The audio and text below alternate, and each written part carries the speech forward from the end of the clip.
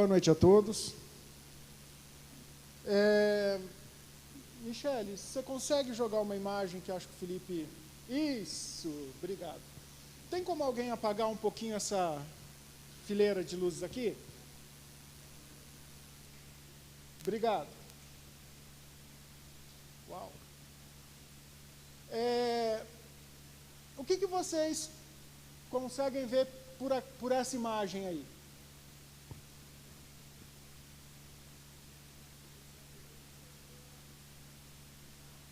Uma pessoa feliz e uma pessoa triste. O que mais?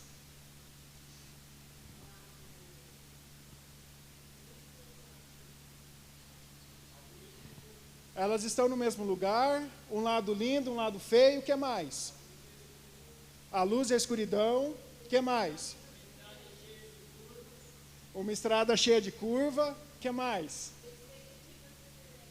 Perspectivas diferentes. Segura essa, pastora. Eu quero fazer uma correção. Ali em cima está dizendo assim: muito da nossa felicidade depende de como escolhemos olhar para o mundo. Eu quero corrigir essa palavra felicidade. Eu quero te dizer assim, que muito da nossa vitória depende de como escolhemos olhar o mundo. Alguém falou que uma daquelas pessoas está triste, porque ela está só olhando para o lado rochoso, né? Mas é engraçado que... Vocês observaram quantos bancos vazios tem ali? Vocês observaram que apenas uma atitude de virar a cabeça, ela poderia contemplar o belo, contemplar algo mais agradável? E é engraçado porque ela está sentada bem na janela, enquanto a outra pessoa está no corredor, sentada do lado do corredor, e está observando a paisagem. Sabem, amados, assim é a nossa vida. Pode acender a luz, por favor? Assim é a nossa vida. Quantas vezes nós nos deparamos com situações onde nós literalmente assumimos a posição daquela pessoa que está olhando só para as rochas? Quantas vezes nós estamos na frente de gigantes que, acreditem, para uns, uma formiga pode ser um gigante. Para outros, um gigante pode ser só uma formiga. Todos nós passamos por situações diferentes, lutas diferentes, problemas diferentes. E a vitória ou a derrota está na forma de como olhamos para as situações que são ao nosso redor. Quando nós paramos para ler a Bíblia, ali nós encontramos muitas pessoas, muitos personagens que qualquer semelhança com a nossa vida será mera coincidência, né? Eu acredito que só passou por problemas aqueles personagens bíblicos, porque nós não passamos por isso. Nós temos uma vida maravilhosa em nome de Jesus, amém? Sabe, quando eu vi essa imagem, ela, de certo modo, falou muito comigo. Ela me fez pensar em algumas coisas. A primeira coisa que eu imaginei foi em relação aos problemas que eu tenho enfrentado. E há muito tempo atrás eu ouvi uma pessoa pregar e ela falou assim, que os vencedores não se assustam com gigantes. Eu quero começar falando um pouquinho sobre os 12 espias. A pastora até comentou domingo, na pregação dela, sobre os 12 espias. Como que pode 12 pessoas do mesmo povo, conhecendo a mesma promessa, essa terra eu vou dar para vocês, subam e conquistem, eu estou colocando na mão de vocês. Quando foram espiar a terra, uau, que coisa linda, coisa maravilhosa, coisa bonita. Mas quando voltaram, 10 ficou olhando para as rochas assim.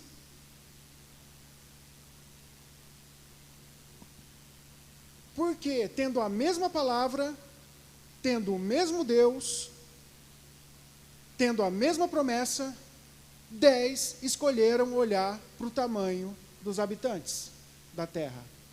10 escolheram olhar para as fortificações da cidade. E só 2 tiveram a coragem de falar assim: opa, pera lá, Deus não disse que ia nos dar? Se Deus disse que ia nos dar, Ele vai nos dar. Por que nós estamos com medo? Sabe, amados, há muitos anos atrás, eu comecei a ter contato com célula, me converti através de uma célula, e um belo dia, o Senhor me trouxe, glória a Deus mesmo, gente, porque olha, essa visão celular, ela é algo que a igreja primitiva praticava, e nós precisamos voltar a esse costume. Eu me deparei com situações quando o Senhor tinha proposto em meu coração me tornar líder de célula. E nós lideramos células há muito tempo, fui supervisor de célula há muito tempo, fui para igrejas onde eles não têm essa visão celular, comecei a congregar aqui com essa visão celular e comecei a liderar célula. E por um tempo, a célula na minha casa era eu, a Andréia e o João Vitor. Nós 3. Foram, acredito que uns 3 ou 4 meses assim. Nós 3. Dava 8 horas. Pai, nós te agradecemos por esse tempo. E faz a tua obra. Eu, André e o João. Graças a Deus, o tempo passou. E o Senhor foi enviando pessoas para essa célula. Hoje é uma célula sadia. Eu posso dizer para vocês que eu não permiti que essa visão dos 10 espias penetrasse no meu coração. Embora muitas vezes, não vou dizer para os irmãos que não, viu? Dá vontade. Mas, e a promessa do Senhor? Por que não crer nas promessas do Senhor? Por que olhar pelo lado errado? Voltando agora para aqueles 12 espias,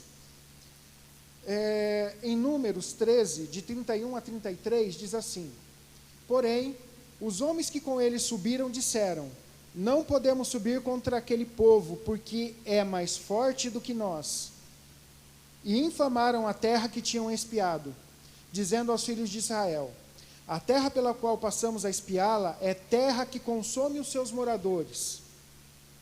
E todo o povo que vimos nela são homens de grande estatura. Também vimos ali gigantes, filhos de Anak, descendentes dos gigantes, e éramos aos nossos olhos como gafanhotos, e assim também éramos aos seus olhos. Queridos, por que para nós sempre é mais fácil acreditar naquilo que o diabo quer nos mostrar, e não na palavra, e não na promessa de Deus? Porque para nós é sempre mais fácil acreditar no ruim e não no bom. Uma outra pessoa que eu quero usar aqui como exemplo é Davi. E essa história de Davi, para mim particularmente, é muito interessante, porque vocês sabem qual era a altura de Davi, de Golias? Fala alto. Por volta de 3 metros. Quem dá mais, quem dá menos? Hã? Altura normal? Qual que é a altura normal para um gigante? 4 metros. Que mais? Oi? Ó, vou dar uma dica. Golias media 6 côvados e 1 palmo. Um côvado tem 45 centímetros. As Bíblias hoje é muito comum elas admitirem a altura de Golias com 2,92 metros. Quem aqui pesa de 50 a 60 quilos?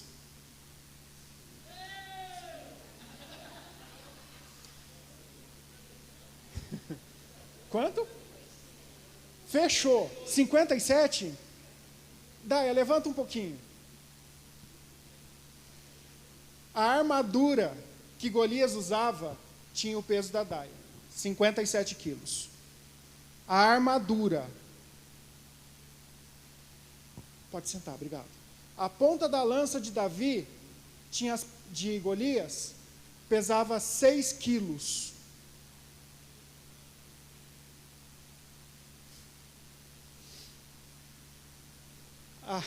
Agora vem aquela coisa interessante. Alguém aqui arrisca dizer qual que era a altura de Davi? 1,5 metro. Provavelmente... Hã? Não, ele era baixinho. Bruna, qual que é a tua altura? Fica de pé. Gente, me perdoe, mas eu gosto de participação.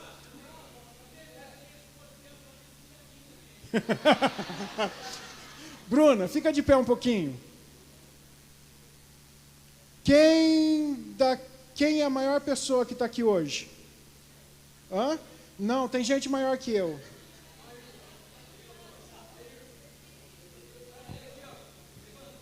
Mateus, fica de pé. Ó, o Mateus, ele deve ter em torno de 1,90 m. 1,85 m. Bruna, quanto? 1,53 m. Podem sentar, obrigado. Vocês já imaginaram Davi olhando para Golias quase assim?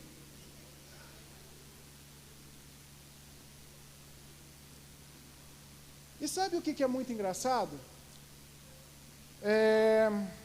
Oi? 1,51 m.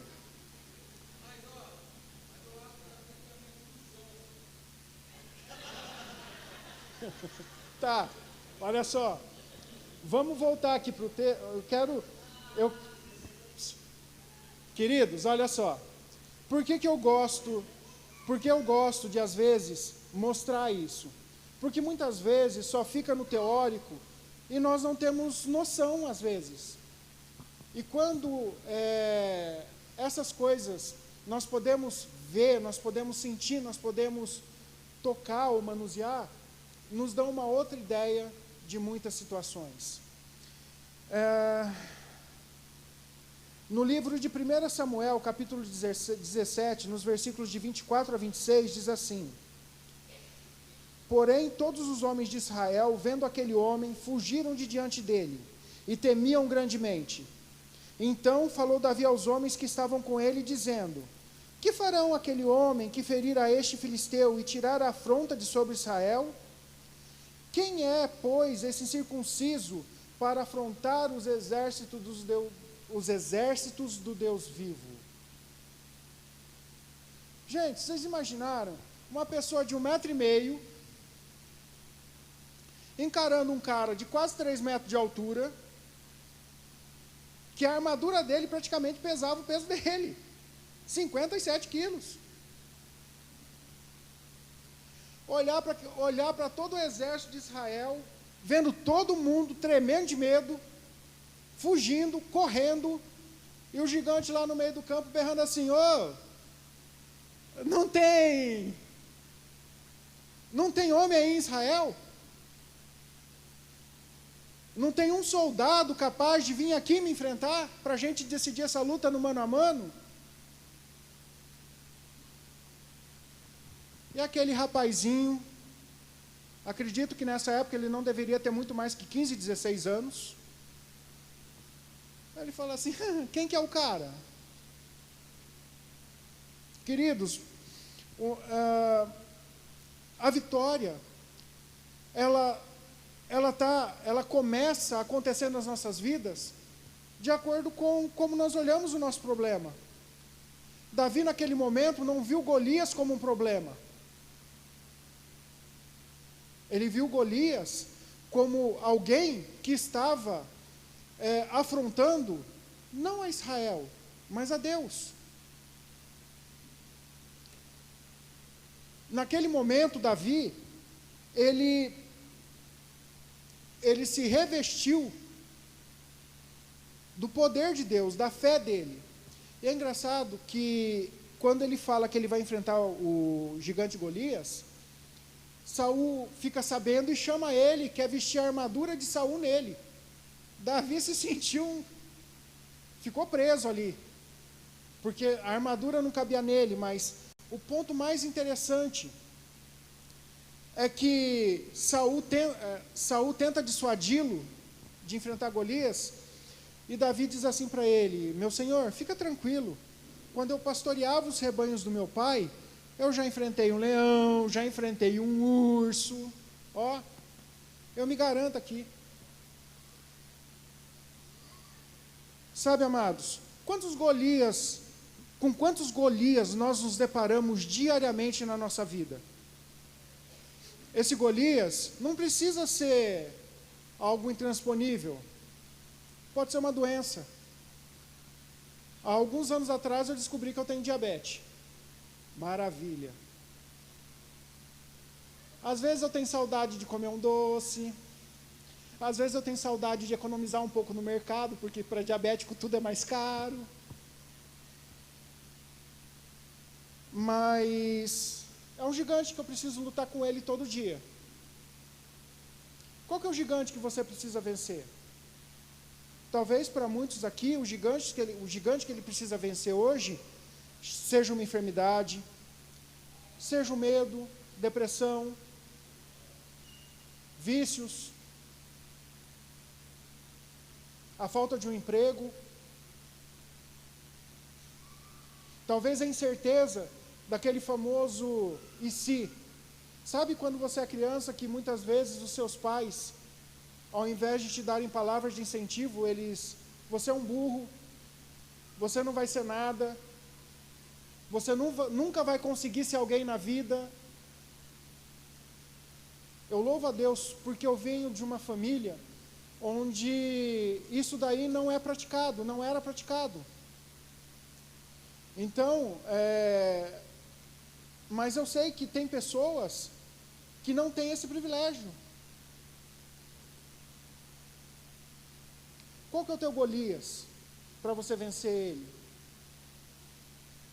E como você vai vencer ele?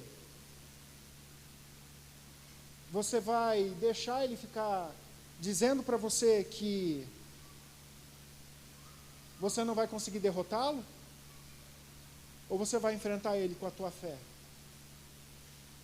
Você vai enfrentar ele no poder do Espírito Santo? Um outro exemplo que eu quero usar é sobre o rei Ezequias. Essa passagem está em 2 Crônicas 32, versículos de 6 a 8, onde diz assim: e pôs capitães de guerra sobre o povo, e reuniu-os na praça da porta da cidade.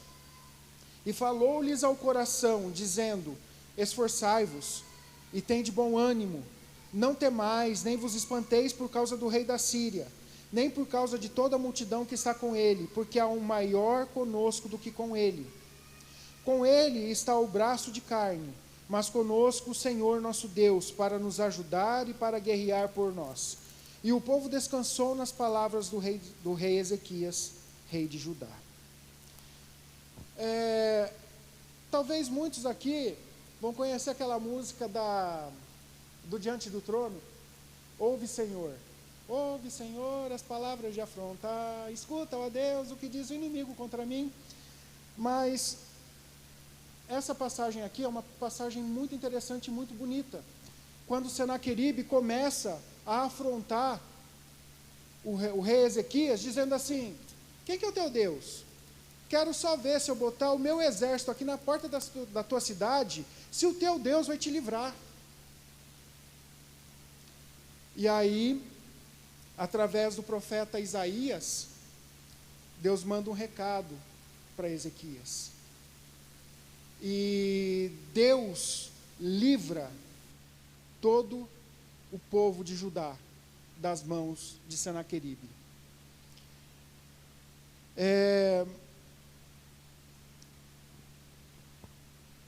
Quantas vezes nós temos a oportunidade de trazer uma palavra de conforto, uma palavra de apoio, de estar junto, como a palavra diz aqui, E Ezequias falou ao coração do povo. Sabem, queridos, eu vou puxar um pouco a brasa para a célula de novo. A célula, ela serve para isso. Quantas pessoas chegam na célula quebradas, arrebentadas? E quando eu digo pessoas, eu não quero dizer só adultos, não. Quantos adolescentes hoje têm conhecido Jesus através da célula, têm tido um tempo de refrigério fora de casa, dentro de uma célula? Porque ali é um lugar de falar o coração. Ali é um lugar onde você pode proporcionar um descanso para as pessoas que estão lá. Quantas vezes nós procuramos nos colocar na brecha pelas pessoas que nós temos pastoreado?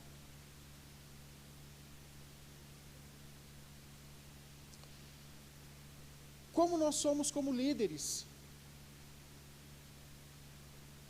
Como é o nosso comportamento antes da célula? Sabe, amados, eu preciso confessar uma coisa para vocês. Quando nós estávamos somente nós três na célula em casa, muitas vezes eu não tinha vontade de estar lá.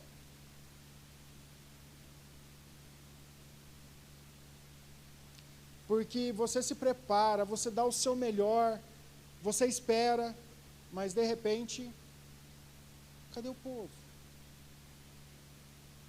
Não vem ninguém. Ou então vem algumas pessoas. Aí de repente você começa a saber assim, fulano, e aí, tudo bem? Tudo jóia? O que aconteceu? Não te vi na célula, não te vi no culto. Não, estava viajando, estava passeando.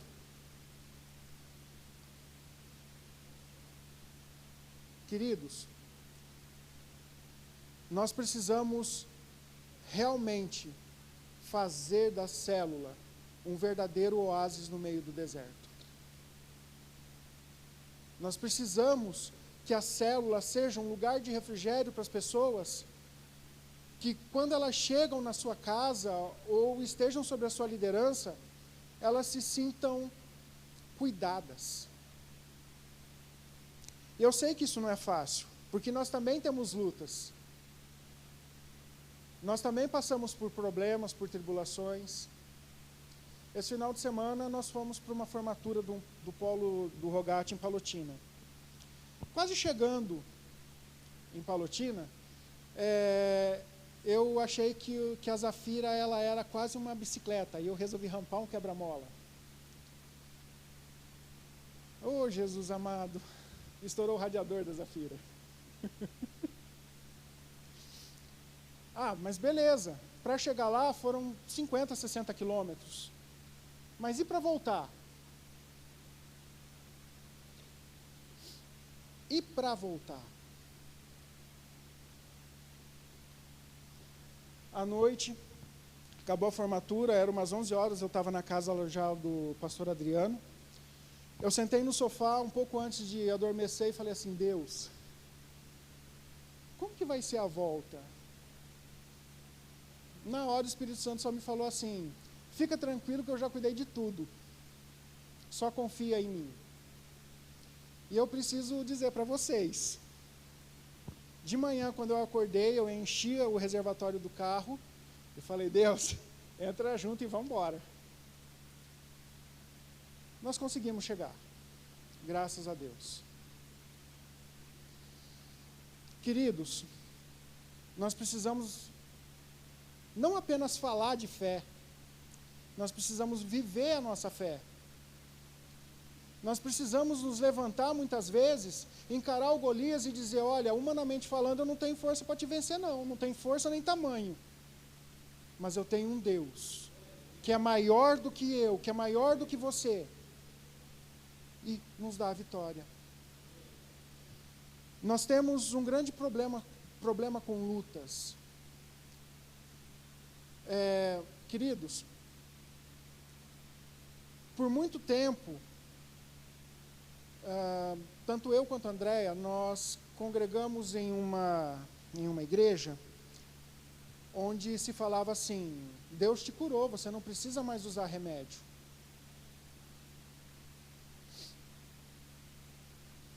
E como a Andréia sofreu com isso.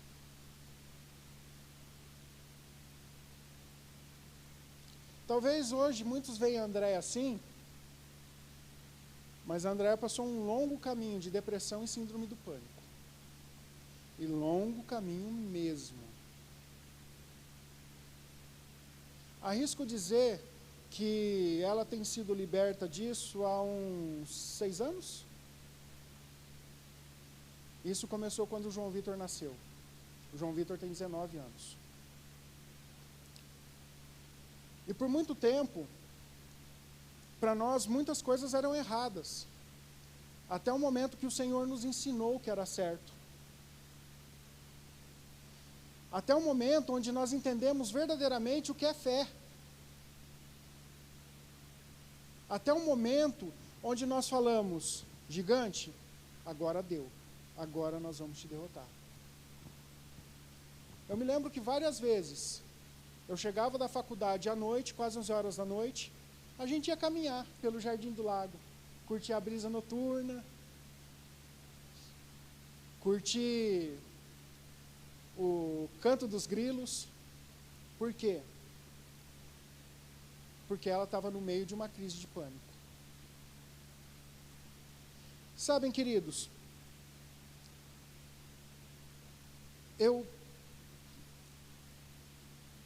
tem situações que só quem passa por ela pode dizer para você como vencer.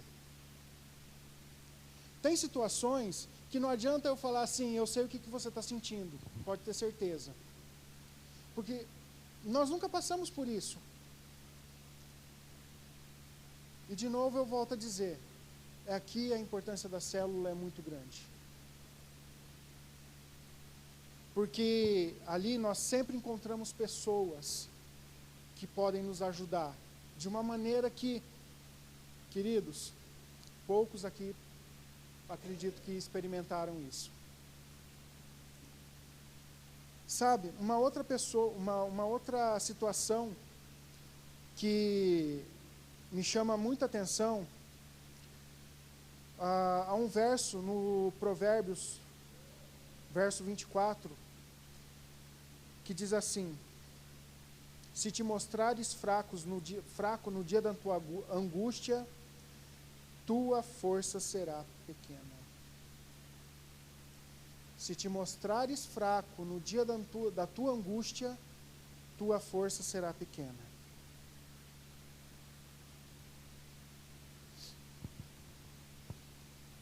Como nós temos nos mostrado nos dias das nossas angústias? Como nós temos nos comportado? O que nós temos feito? Quem nós temos buscado?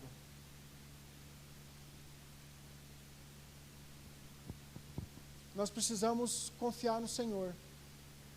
E é engraçado porque assim, você viver com fé, a fé é a certeza das coisas que se esperam e a convicção de fatos que não se veem. A convicção de fatos que não se veem. Eu não consigo ver a cura ainda para a minha diabetes, humanamente falando.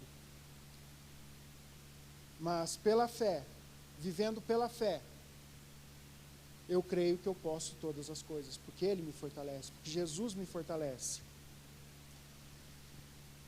Naquela situação dos espias, quando os espias chegaram e começaram a difamar a terra para o povo, eles causaram uma confusão tão grande, até no momento que se levantou 2 pessoas, Josué e Caleb.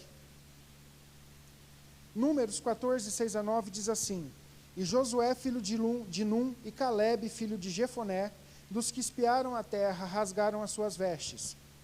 E falaram a toda a congregação dos filhos de Israel, dizendo: a terra pela qual passamos a espiar é terra muito boa.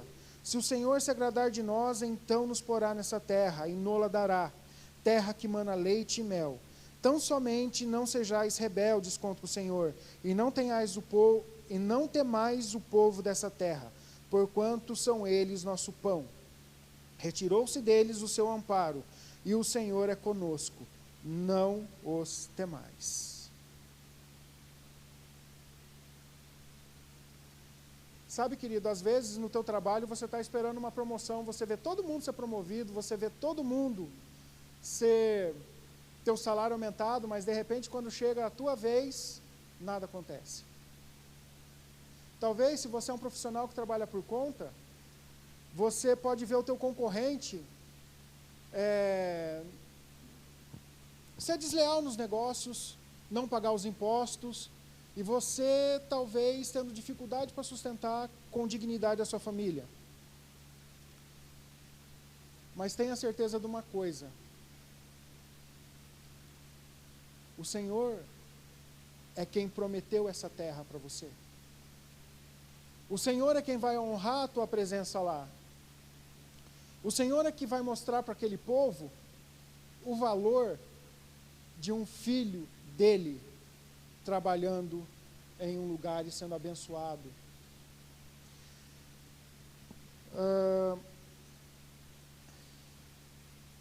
Davi, quando ele foi enfrentar Golias, ele mostrou muita confiança. Em 1 Samuel 17:45 diz assim: Davi, porém, disse ao filisteu: Tu vens a mim com espada e com lança e com escudo, porém eu vou a ti em nome do Senhor dos exércitos, o Deus dos exércitos de Israel, a quem tenhas afrontado. Eu quero concluir. Coloca para mim aquela imagenzinha de novo, por favor, se for possível.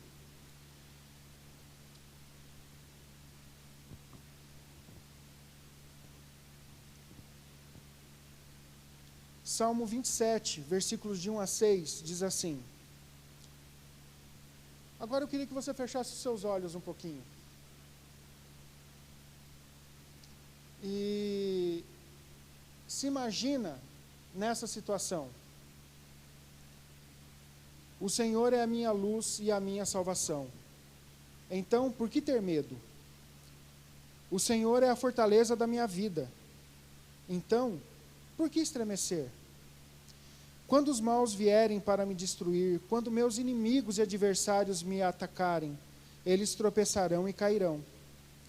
Ainda que um exército me cerque, meu coração não temerá. Ainda que invistam contra mim, permanecerei confiante. A única coisa que peço ao Senhor, o meu maior desejo, é morar na casa do Senhor todos os dias da minha vida, para contemplar a beleza do Senhor e meditar em seu templo. Pois ali me abrigará em tempos de aflição, e em seu santuário me esconderá. Em segurança, numa rocha alta me colocará. Então, manterei a cabeça erguida acima dos inimigos que me cercam. Em seu santuário oferecerei sacrifícios com gritos de alegria. Cantarei e louvarei o Senhor com música. Nunca devemos nos desesperar em meio às circunstâncias desfavoráveis do momento, pois os vencedores conseguem enxergar as coisas sob uma perspectiva divina e confiam que o nosso Deus usará a própria adversidade como oportunidade para operar um grande milagre.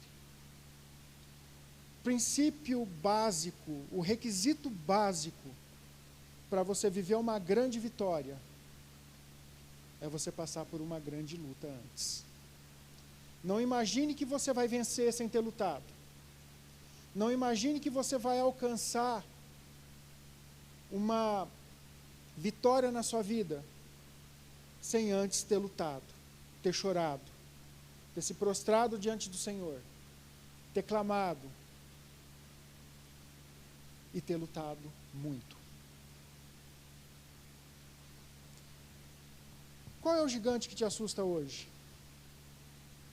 Qual é a batalha que você precisa enfrentar e não sabe como fazê-lo?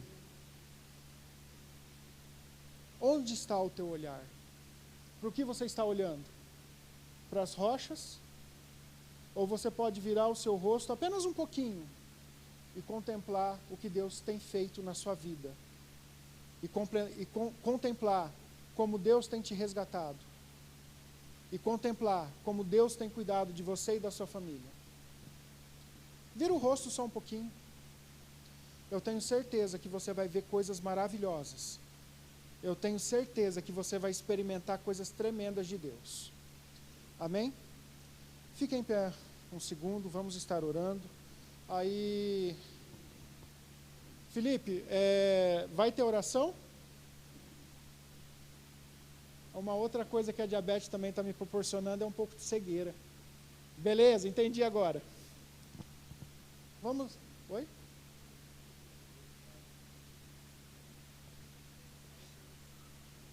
Qual comecinho? Sim. Para uns, o gigante é uma formiga. Para outros, uma formiga é um gigante. O que, para mim, é complicado, talvez para a pessoa que está do meu lado não é. Vocês já pararam para pensar por que um leão consegue matar um coelho se o coelho corre mais rápido que o leão?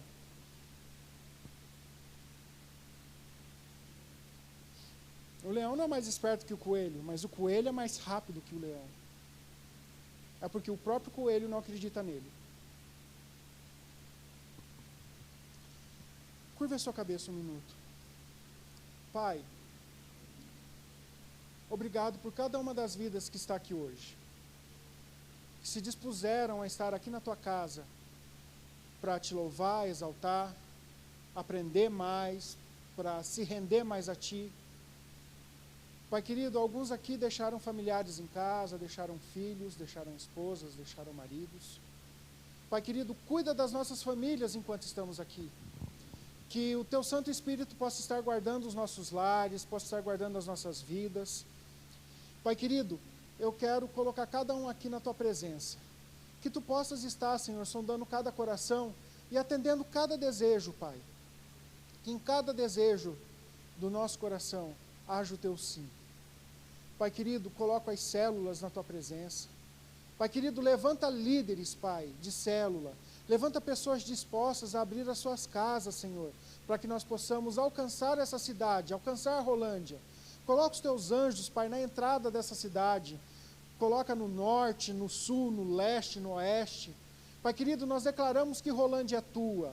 Nós declaramos, Pai, que essa cidade será conhecida porque exaltará o nome de Jesus. Nós declaramos, Pai, que todo principado, toda potestade que opera sobre essa cidade, caia por terra agora. Nós declaramos, Pai, o Teu favor sobre Rolândia. Nós declaramos, Pai, que Rolândia não será mais conhecida por mortes. Nós declaramos que Rolândia não será mais conhecida por corrupção. Nós declaramos que Rolândia não será mais conhecida, Pai, por tantas coisas que acontecem nessa cidade. Mas nós declaramos que Rolândia será conhecida porque ela é uma cidade do Senhor. Nós declaramos que Rolândia será conhecida porque será uma cidade que serve ao Senhor.